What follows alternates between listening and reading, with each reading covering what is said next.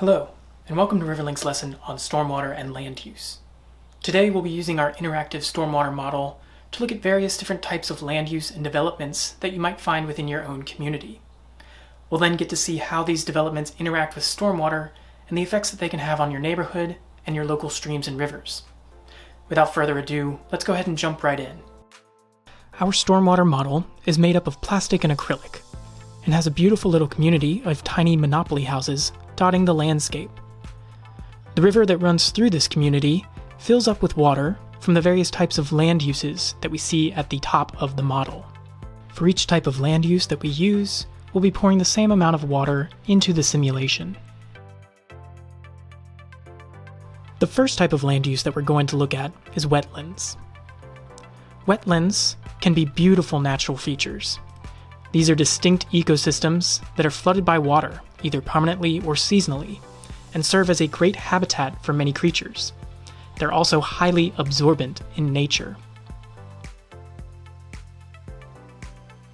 In our model, our wetland is represented by 6 sponges. These sponges are also quite absorbent in nature and act as a good replication of our natural wetlands. As you can see, the rain is falling pretty heavily on them, and we still have none flowing out of the front into our river. Eventually, however, the water does begin to flow as the wetland, or the sponges, reaches its maximum capacity for carrying water. As the water flows downstream, it starts to reach our first little community on the left.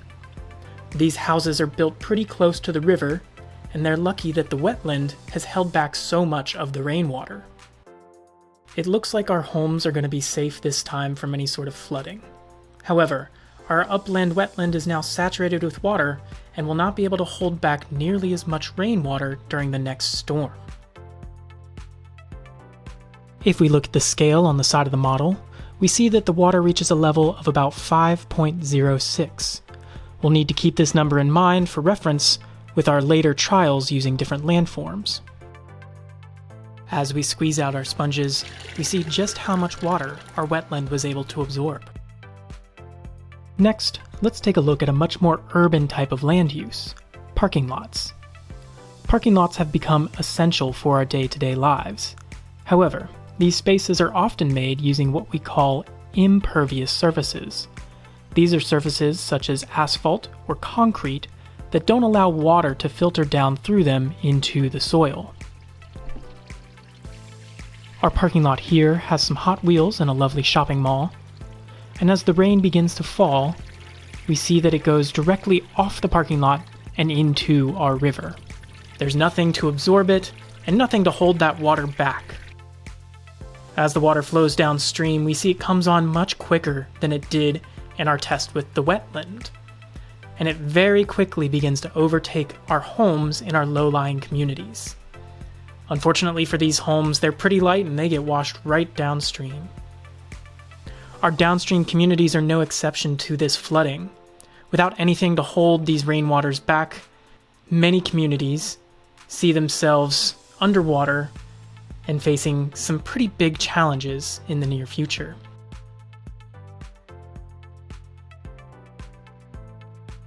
If we look at our scale, we see that the water rises much higher than on our trial with the wetlands. We end up at a level of about 5.16. For our final land use, we'll be looking at retention ponds, also known as stormwater control measures. These features are a wonderful compromise between the urban and environmental needs of a community. Their main function is to serve as a holding cell for the excess stormwater before it enters a local waterway. These features can be installed in many locations, including alongside roads and parking lots, beside greenways, and in residential areas. As water enters the retention pond, it pools up behind the embankment. The water level must then rise high enough to exit the pond through the discharge pipe. On our model, our retention pond is found underneath our parking lot, and you can even see a small discharge pipe facing the river. As we begin to make it rain, we can see that the water flows directly off the parking lot, just like before. But this time, there is a retention pond to capture all of the excess. We can see that it takes quite a while for any water to start flowing out of our discharge pipe. That means our retention pond is doing its job quite well.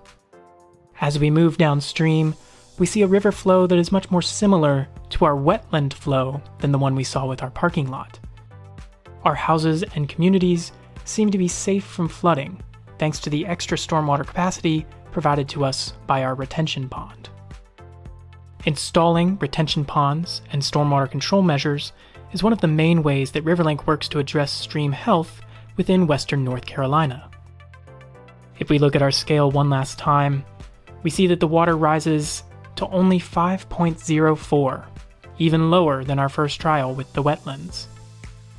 Alright, so today we learned about 3 distinct land uses or developments that you might find along a stream or river: wetlands, parking lots, and retention ponds.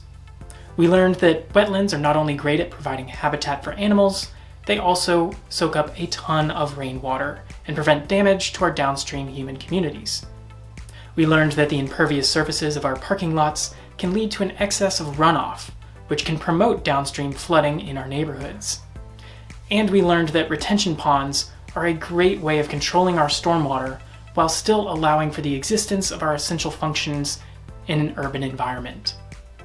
We here at RiverLink believe that a healthy stream or river can lead to a thriving community.